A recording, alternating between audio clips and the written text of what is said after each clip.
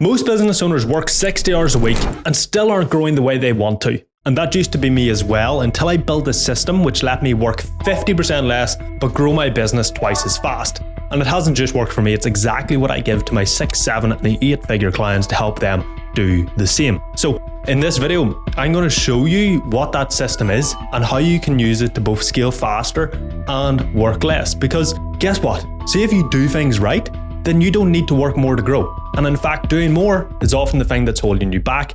Let me show you why. See, as business owners, there's always this underlying feeling that we're not working hard enough, that if we did more, we grow faster, and that there's always more to do. So most entrepreneurs try to do more. They look for new offers to sell, a new marketing channel, a new strategy, and that's exactly what I used to do. I'd find success of one thing, then try to build a new marketing funnel or set up a second business, and next thing you know, I was actually getting worse results doing more. Because it's like, imagine you had to play both tennis and golf.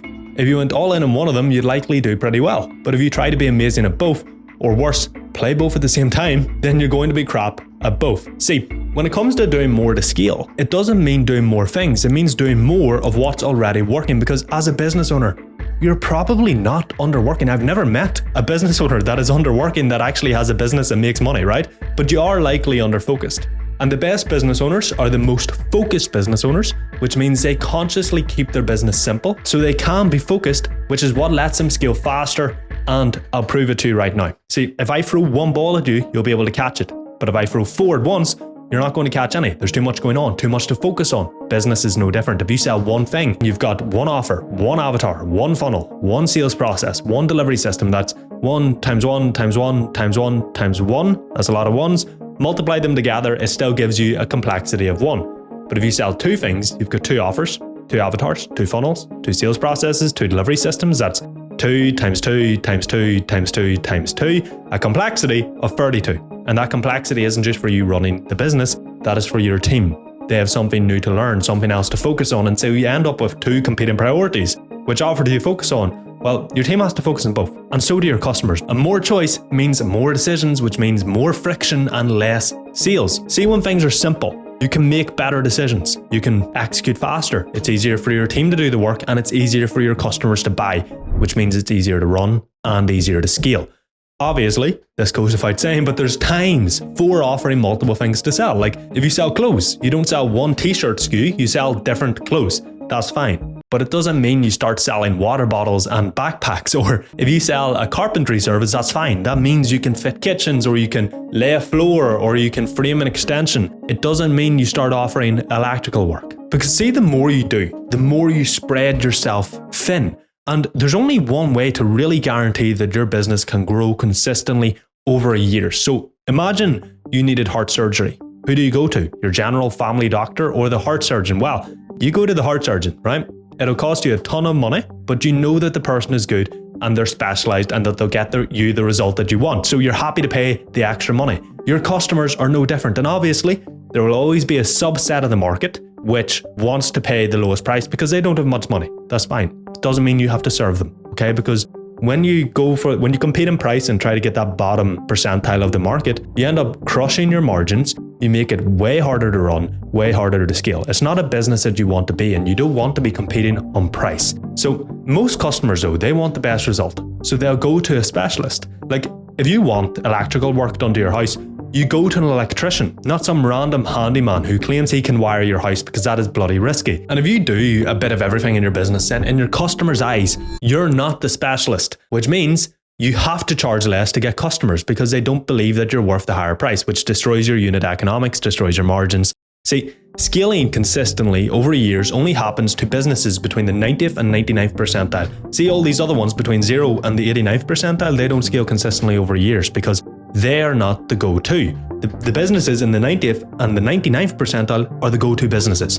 And you can only get there by going deep on one thing, mastering it, and becoming the go-to business. Because if you don't, you'll always get beat by the businesses that do. And in fact, it's actually safer to go all in on one, because 5 things which you're okay at is way riskier in business in the long run than one thing that you're the best at. But how do you know what to focus on, what to go all in on, and how do you do it without fucking up your business? Because that is the last thing you want. Well, most business owners pick what to focus on emotionally. They keep the offer that they enjoy the most. or the newest one that they're most excited about, or the one that sounds the most impressive when someone asks what they do. But that's not the best way to do it. There is a way to know what you should focus on in your business, okay? So let me show you now. What I want you to do is list out every single thing you sell, so every product or service. Then score each one of them out of 10 on free things where 10 is the best, okay? So firstly, we want to look at profit per sale. And I mean profit, okay, not revenue, because your biggest revenue driver might have the highest delivery cost and therefore the lowest margins. So we don't want to worry about that. We want to look at profit per sale. Secondly, demand. Now this might be a bit more subjective depending on your business, your marketing system, your data, but what do people keep coming to you for? What do you get the most leads for? What are people most interested in buying from you? And thirdly, how much does it depend on you? Because see, an offer, it can make you brilliant money, but it can still trap you in the business. So score how easily it runs without you, because that is how you get freedom. Now, what you want to do now is add up the free scores for each offer, and whichever has the highest score is the thing that you go all in on. And going all in really means three things. Firstly, you stop selling everything else. Now, you don't have to stop selling everything today, but wind them down over time.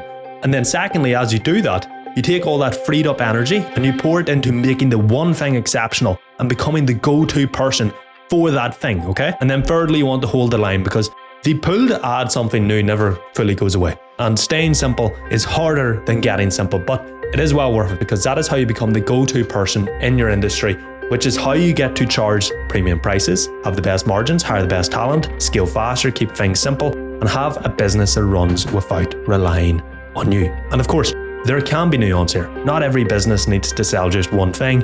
You can add on more things to sell in the future, but every single business should be as simple as possible.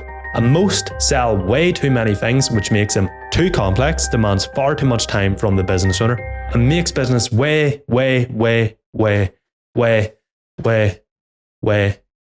harder than it needs to, especially if you have zero systems and your business is full of chaos. So if you do want me to personally help you systemize your business so that you can scale in 4 hours a day, click the link in the description below for more info on how we can work together. But even at that, if you're not careful, you can have one offer and still work 80-hour weeks. So here's how you turn your focus into freedom. And the best way to explain this is to think about why you're still doing everything yourself right now, even the stuff that you know you should have handed off a long time ago. See, when you're running 5 offers, every single one needs its own process, its own system, its own standard, its own checking up on, and not one of them ever sits still long enough for you to properly document it or hand it over. You know, you think, right, I'm going to systemize this one thing. You start doing the work, and the next thing you know, there's a fire over here. So you have to run it. And so you never finish anything that you start. So basically what happens is it all stays in your head. And a business that lives in your head can only ever be run by you. So you want to take that one thing and you want to systemize it. So how this looks on a high level overview is you want to map out the workflow from start to finish, how it's done, okay? And the customer journey aspect of it as well. You want to then write down the exact step-by-step process for how each step is done, build scorecards for it to track data, decide exactly what good looks like for each data point and put a number on it, and build all the assets that are needed for someone else to do it. Then you can delegate it. So you scale faster by going all in on the most profitable and scalable thing that you sell. Then you work less by systemizing your business around it. But of course, this means that you need to know how to build systems. So click the video on screen now, and I'll show you exactly how to do that.